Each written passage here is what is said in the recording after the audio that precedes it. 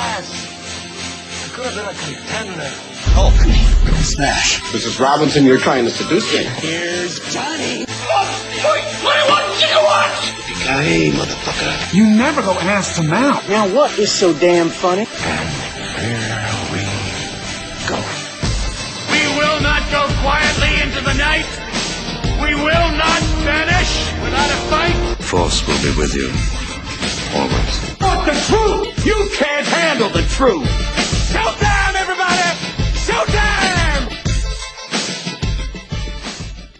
Hello and welcome to another edition of the For Real Movie Club. I am your host, Chris, the Dace Man Dace, and this month we will be talking about Kevin Smith films. Joining me on the panel from Fanboys Anonymous and Smart Out Moment, Mr. Tony Mango. Hey, everybody, what's up? What's going on?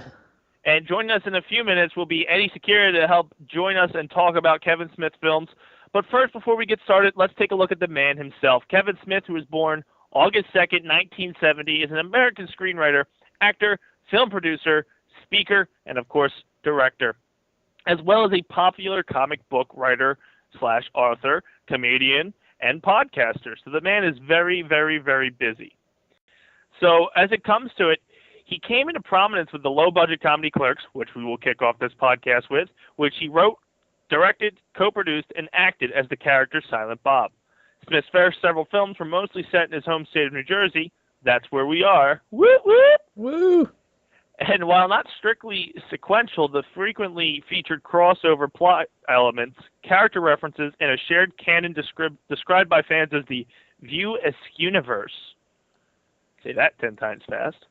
Named after his production company, View Askew Productions, which he co-founded with Scott Mosier. Smith is also known for directing and producing films such as buddy cop action comedy Cop Out, as well as the horror film Red Stain. Smith is also the owner of Jay and Silent Bob's Secret Stash, a comic book store in Red Bank, New Jersey. He hosts several weekly podcasts, kind of like me and Tony do, that are released on Smodcast Internet Radio. Smith is well known for participating in long, humorous Q&A sessions that are often filmed for DVD release, beginning with An Evening with Kevin Smith. So, with that being said, should be time for us to get in and start talking about the first movie. And the first movie, of course, will be Clerks. So I'm excited. Clerks is one of my favorite movies, and out of the four, was filmed a little bit differently. So let's get Eddie on the line before we get started. And then as soon as Eddie connects, we'll get rolling with Clerks. So, Eddie's here. Yes, he is. Sweet. So let's get rolling. The first movie we're going to visit tonight here on the For Real Movie Club is Clerks, which is a 1994 American black and white comedy film written and directed by none other than Kevin Smith, who also appears in the film as Silent Bob, starring Brian O'Halloran as Dante Hicks and Jeff Anderson as Randall Graves. It presents a day in the life of two store clerks and their acquaintances.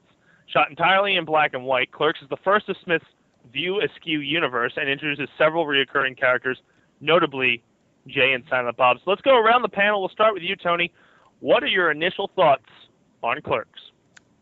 Clerks is definitely one of my favorite movies of all time. It's something that I can pop in pretty much whenever, and I will still laugh my ass off. I have about maybe like 5 movies that whenever somebody asks me, what are some of your favorites, and Robin Hood Men in Tights, which is actually one that we did in the first episode of For Real Movie Club, is usually the first one that I say, and Naked Gun or Clerks is usually my number 2.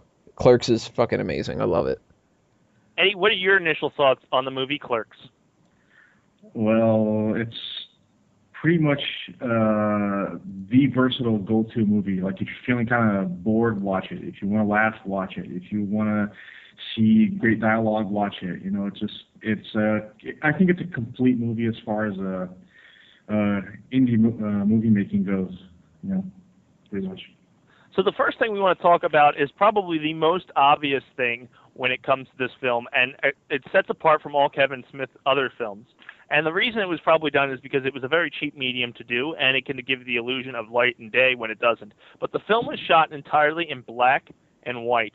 Eddie, do you think that the black and white helped or took away from the movie, or just because Kevin Smith was trying to make a cheap production that it didn't really matter at all? It's a little bit of both. I mean, it happened by accident, I'm sure. If they had a lot of money, they would probably have opted for colors. I mean, but then again, if you look at movie making as a whole, the first thing that directors learn how to do is work with the light. You know, the lighting director and the director are best friends throughout the whole thing. Lighting is a very tricky thing to pull off in movies, and I think they got, they hit it by accident. It totally works. The black and white things gives it a timeless kind of feel, and you'll never know. I mean, maybe Kevin Smith deliberately did it, or maybe he just figured, what the heck, let's just do it for whatever reason. And I think it comes off almost as a film noir kind of thing. But I suppose he was trying to work that kind of like that comic book feel, kind of it, like as if you're reading a comic book and turning pages, which is something he did in a lot of movies. In Clerks, that comes off as very subtle because of the black and white. Mm-hmm. Tony, what were your thoughts on the option to go black and white when it came to this film? I think aesthetically, it doesn't really help or hurt it. It's not like if Clerks had been colorized like they did with like Gone with the Wind, Wizard of Oz and different stuff, that it would hurt the movie and take away all of its panache or whatever. But I think it does help when it comes to how cheap he made it, because there's got to be a lot of just pure grittiness and some other different things that get washed away when you have it in black and white. And he got around that through the black and white medium. If he would have just filmed it all in color, it would have been very saturated still, and maybe it wouldn't have looked as good. Maybe people would have written it off immediately in the first 10 minutes when Dante's in his room and the lighting is really poor or something like that. So I think it was definitely a smart choice. And from then on in at Mallrats going forward, I mean, he had the money where he didn't need to do that anymore. So he hasn't gone back to it except for 2 seconds in Clerks 2. But obviously that's a different reason why it wasn't like that one scene was just like, I don't have enough money for this scene. One thing that should be noted as a filmmaker and people who want to get into this type of profession, it's really an amazing story when it comes to Kevin Smith, because he shot this on a budget of $27,575. That's all he had. He maxed out credit cards. He tells a story. It's really an infamous story when it comes to it. And all of the cast was just his friends, his buddies, and people he just gathered around. So it's a really good story for those of you that are hoping to progress to the next level. But the real takeaway of this, the box office grossed $3 million, about $3 million when it comes to what they raked in. And it became a cult classic after it got released to DVD. So on a budget of $27,000, Tony, do you think that he hit it out of the park? Oh, definitely. I mean, that's the reason why he's got a career now. If it wouldn't have done that, he would have just been your average dude, like, me or something. If he wouldn't have hit that mark, or if he would have just kind of done okay or something like that, then nobody would have made a big enough deal for him to get Mallrats. And even though Mallrats didn't perform as well as they expected it to, it still did well enough that he was able to pack up his stuff and keep on going and whatever. So if Clerks hadn't have been such a big success, Kevin Smith wouldn't have been such a big success. Eddie, what are your thoughts on the budget? I am a huge fan of minimalism, and I think that really helps creativity. But I think in movies, as far as movies are concerned, that's a huge hurdle to get around. You have to pay a whole staff, you got to pay your actors and all that. And I watched, not only did I watch Clerks a few times in the past few weeks, but I saw this 10th anniversary edition with the commentaries. And they're just discussing like, oh yeah, that's actually like Kevin Smith's like mom's house, and yeah, that's Kevin Smith's mom over there with the milkmaid and stuff. So it all the guy there's one guy who played like 4 roles in the movie, like totally different people in the movie, like so I mean, if he can pull that off with only like $27,000, it's like, well back then it's like, I don't know, today it'd be like $45,000 or something. That's pretty much genius, I guess. And you know, I think his best movies are, in fact, Clerks and Chasing Amy, and those you'll see are the lowest budget movies. Mm-hmm. For sure. One thing that we do always talk about when we talk about our movies here on Four Wheel Movie Club is the casting. Most notably for Clerks and a lot of his projects, there's a lot of his friends, family, anyone that was in the state of New Jersey or around the block at the time when he was shooting, he said, hey, come over here, we need you for a second. He put him in the film. So when it comes to Clerks, that definitely captures that, hey, I grabbed all my buddies and friends and let's shove them in the movie. The couple lead characters, Brian O'Halloran, Jeff Anderson, they're good friends of his. The one that you were referring to, Walt Flanagan, who can be seen now on Comic Book Men, who runs Jay and Silent Bob's Secret Stash, played 4 characters in this. Right. He was the woolen cap smoker, the Eggman, the offended customer, and the cat admirer. So he definitely incorporates his friends. Do you feel that the casting, basically with all these guys being unknowns, was it hit or a miss? We'll start with you, Eddie. Oh, definitely hit, but then again, you can't control things like that. I mean, sometimes stars align, you know. How come Metallica worked? I mean, there were just 4 kids who got together, you know. So if somebody else was different in the band, it wouldn't have worked. Same thing goes for Nirvana, and, same thing goes for whatever other movie. Star Wars, I mean, it totally worked. You take out one lead actor, you know, if Harrison Ford was never there to help out George Lucas during the casting, who knows who would have been Han Solo, who knows if it would have worked. You know, I think it's the concept of fate weighs heavily in this. Tony, what are your thoughts on the casting? It's amazing how much he lucked out on this, because I've tried making stuff with different friends of mine and different acquaintances and stuff, and not everybody can pull it off. And man, even like the littlest people in this movie, they might not be, you know, Academy Award winning actors or anything like that, but I can't remember the guy's name. I had his name before in my memory, and it's just drawn a blank right now. But the one friend of his who is the hockey player in it, and he's got a pretty decent line that people could screw up, where he says, "You're the one in denial and suppressing rage, motherfucker," or whatever. And that's such an obscure thing that nobody would really say. And he's clearly not like this, you know, classically trained actor, and he's pulling that off as a completely convincible person. So, I mean, Flanagan, if you watch Comic Book Men, he's got no charisma at all. I mean, not to insult the guy, but he's not, you know, this leading man kind of a person. And he pulls off multiple roles in this. And if you are not paying strict attention to who he is and really like try to pinpoint his face from a crowd, you wouldn't even tell that it's the same person multiple times. So, I mean, he really got lucky here, because the 2 principal characters in here don't really act in many movies outside of these, and they are so iconic in these roles that whenever you talk about Clerks and Jay and Silent Bob and whatever like that, if it had no Dante and Randall, specifically Randall too, as much as Jeff Anderson is not the biggest fan of being in these movies and working constantly and whatever, without these people just working and all the stars aligning, like Eddie was saying, then this movie would have been garbage. For sure. And one thing that, like you said, to take away from this movie is obviously its legacy. Jay and Silent Bob, who were just a side story standing out front of the shop, have gone on to be in multiple movies and even got their own movie. And Silent Bob actually Jay and Silent Bob will be a reoccurring thing throughout all 4 movies when it comes to what we're talking about tonight. But as you said, with Dante Hicks and Randall Graves, huge. Just some of the arguments they would have, and that's one thing I want to talk about real quick, is that the way Kevin Smith writes his scripts, there are several debates within the movie itself, and a lot of them happen between Randall and Dante. Tony, we'll start with you.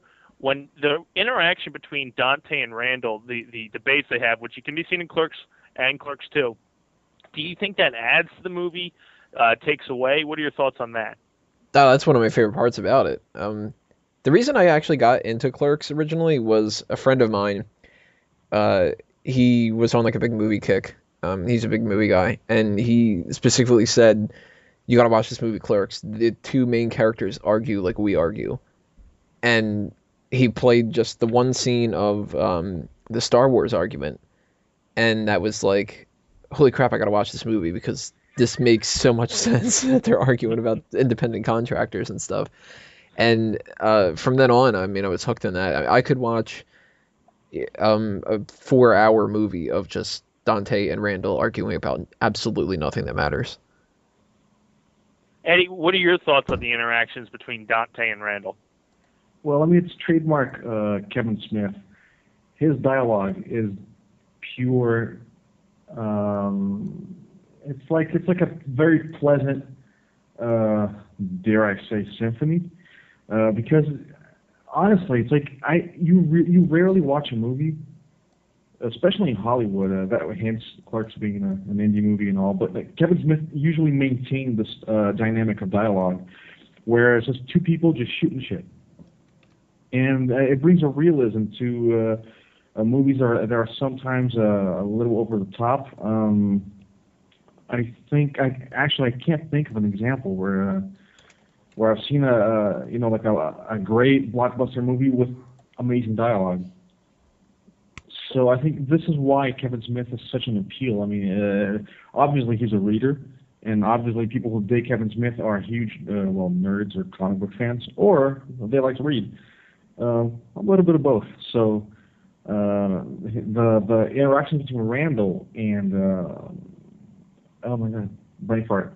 Quick, Randall and Diamond Halloran. What's his name? Dante? Dante. Oh my god. Yeah, there you go. I mean, they kind of kick-started a whole. They reawakened a taste for dialogue that was kind of getting lost. But also, not only does it work because the dialogue is great, but there's also this fascination with dynamic duos, screwball duos, right? The early 90s, Clerks is from 94, right? So you had Wayne and Garth, Beavis and Butthead. Then Lloyd and Harry from Dumb and Dumber came by in 96 or 95.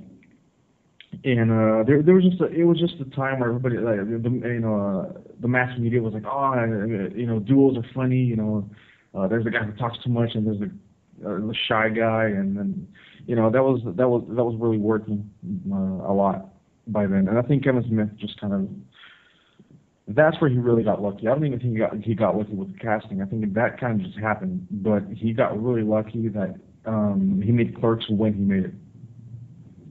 Sweet. When it comes to this movie, obviously the legacy is it's unbelievable. It's got its own, it has a sequel, which is Clerks 2, and that was announced earlier this year, July 15th, on an episode of Up at Noon on IGN, that Clerks 3 was finished and packaged together and sent to the studios with the hopes that he would start shooting soon. So obviously it's a trilogy that's coming out, and the legacy is great. It had its own cartoon animated series. It has a comic, and it's referenced in TV shows. So therefore, Clerks really took off, and it built its own legacy that is just huge. When it comes to the legacy of Clerks, how much of an impact, and I'll shoot this question your way, Tony, do you think Clerks on a whole has on filmmaking today? Clerks this is something that's going to come off a little bit, I don't know if I would say conceited or arrogant or whatever, but I can't think of a better way to word it where I don't sound like a douche. I do not believe necessarily in the concept of heroes and inspiration. Truly, I think that a lot of people, they put too much on other people, and you should go out and do things yourself. It shouldn't be, I watched somebody else do it, and that means that I can do it. But that being said, if there's one person that I actually pay attention to and I actually use them as an example and reflect back on myself, it's Kevin Smith. And it's not just from him doing the podcast. It's not from him being a comic book person and getting into that medium and different things. But the fact that he was just a guy who did what he wanted to do. He didn't sacrifice what he was going for, and he ended up making it because he was just talented enough to pull it off. That's something that speaks volumes to anybody who is really, really in a bind and they're stuck and they want to be in the entertainment industry and whatever. I mean, Kevin Smith is a guy I could sit down and just shoot the shit with myself, guaranteed. And most celebrities don't have that kind of an attitude, but I could also look at his career and I can draw parallels to my career. And if I'm having a down day or something like that, and I'm not as successful as I was kind of hoping that I would be and whatever, I can look to Kevin Smith and I can be like, you know what, he pulled off Clerks, and Clerks, he had some ups and downs in his career, of course, but he pulled off Clerks. And if I can do something like that, well, Kevin Smith did it, so why can't I? And I think that that's a huge source of inspiration for a lot of different people. He didn't have this rich friend that got him the connections. He didn't have all the money in the world from his parents that he could start up from. He didn't really come from anything. He was just a guy. And Clerks proves that you don't have to be more than a guy to be able to pull off being more than a guy. Eddie, what are your thoughts on the legacy of Clerks? It's bizarre. Usually when I think of legacy, I think of stuff like, Star Wars, Indiana Jones, Back to the Future, that kind of stuff. Or, standalone movies like Fight Club, stuff like that. That to me, it's a legacy and all. But Clerks is such a humble kind of project. It's, by all means, any film critic will take it seriously, no matter from what angle they analyze it. But it's always going to be this cozy little thing that you can go to and just kind of say, this is nice. It's hard to compare, because Kevin Smith, it's funny, Tony mentioned him as a celebrity. I don't even see Kevin Smith as a celebrity. He's literally like just some guy. He's like the Dave Grohl of filmmaking, so to speak. He's just some guy who's awesomely talented and has made some great stuff. I hope that analogy kind of makes sense. But otherwise, the movie doesn't age. The lack of cell phones and LOL jargon doesn't bother you, then why should it age? And that's legacy enough for me. I wonder how it's going to do with the later generations, though. That's just my only curiosity. But as far as I'm concerned, Clerks is kind of eternal in a strange way. Cool. What we'll do is I'll give you some quick facts here on the movie Clerks. We had already talked about the budget and what it grossed. It was written by Kevin Smith, produced by Kevin Smith and Scott Mosier. The cinematography was done by David Klein, edited by Kevin Smith and Scott Mosier. As you can see, it's a running trend with it that Kevin Smith did most of the legwork in the background. Release date was October 19th, 1994, and the theatrical release saw 92 minutes, and the first cut saw 104. Before we move on to Kevin Smith's next movie here on the Four Wheel Movie Club, we'll go around, we'll talk to you guys one more time, just see what are your final thoughts, and what would you rate it on a 1 to 10 when it comes to Clerks. Tony, we'll start with you. Clerks definitely is one of my favorite movies. I love it from top to bottom, except for one thing in it, the opening animation. I fucking hate that thing. I don't know why. That stupid goddamn clown is the only thing I don't like about this movie. And that's, of course, like, some actors could be a little bit better, and, little nitpicking kind of stuff aside, the movie is just fantastic. There's one line in the movie really that sells the whole movie to me, and it's an obscure one that people don't bring up or whatever, but it just proves the attitude of the movie, and that's when Randall is not paying attention to the customer, and she's trying to go back and forth about, are these movies good, and what about these? Oh, those movies suck. And she gets all pissed off and leaves and says, I'm never going to come back here. And then he's like, yeah, well, you're not allowed to rent here anymore. And the thing that makes it so fantastic, on top of that, the little cherry on top, is the fact that Jay is just, yeah!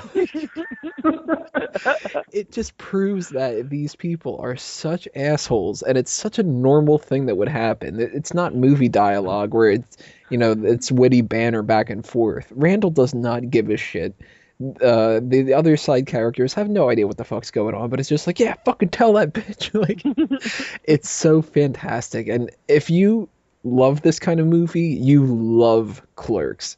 If it's not your thing, man, you fucking have to hate it because it's a love or hate kind of movie. And so far, I don't think I've met anybody who has disliked it. So that speaks volumes too. As far as a 10 goes, if I'm going to go with Academy Award stuff, which I'm going to throw out the window for this because none of these movies are ever going to win Academy Awards and stuff. Obviously, they didn't, and they don't do retroactive ones, but, you know, I'm not going to rank these on a 10 scale of a 10 being a Shawshank Redemption. I'm going to rate them on how I like them. Clerks is definitely a 10. Awesome. Eddie, what are your final thoughts? And on a scale of 1 to 10, what would you give Clerks? Clerks brings a very good point to the forefront, is that back then, probably still today, maybe even more so today with the economy and all that, but there was a big haze of, you know, what do we do next in terms of aspirations in life. You know, you see these two guys, and I don't know if they're mid-20s, I guess they're mid-20s, and they're just bored out of their minds working in this lame job, you know, that as Randall points out throughout the movie, that Dante treats as, you know, oh man, if I don't do this job, who's going to do it, and everything's going to fall apart. And Randall tells him to get a grip constantly, and yet Randall's there working, you know. In the meantime, Dante's complaining how he's not supposed to be there today, and Randall just encourages him, like, quit, get out of here, get off your ass, you know, shit or get off the pot. And Dante's just like, it's not that easy. It's not that easy, you know. So I think that's the main message in Clerks. Like, what are you doing with your life, and are you truly satisfied with it? You know, what are you willing to let pass you by in life to, you know, to finally wake up and say, oh man, I should do something about it. And I guess that's what Kevin Smith is probably going to as well. I mean, most of his movies, one way or another, are very biographical.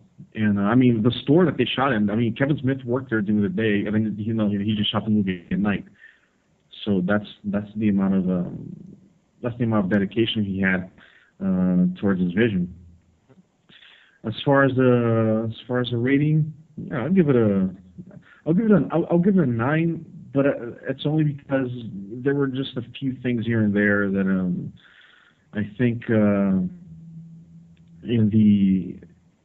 probably the acting aspect. I don't know how else to put it. Maybe it was bad editing. I won't say bad editing, but just a lack of time and you know, just resources that they had. I mean, those guys were like sleeping like 2 hours a day sometimes. Kevin Smith and the editor, I forgot his name, Scott Moser. However, the soundtrack is amazing. Everything's awesome about the movie. But it just didn't make it 10 because of some very slight aspects of probably, I think, acting. Okay, cool. Thank you. For those of us that are joining us, we're getting ready to finish up Clerks. We've just finished that. We're going to be moving on to our next film here on For Real Movie Club, which is Mallrats by Kevin Smith. So if you're listening live, hang tight. We're going to jump right into that with a little bit of a synopsis. If you're listening on YouTube on Fanboys Anonymous, you guys go ahead and click the link and go on to part 2 of this month's For Real Movie Club.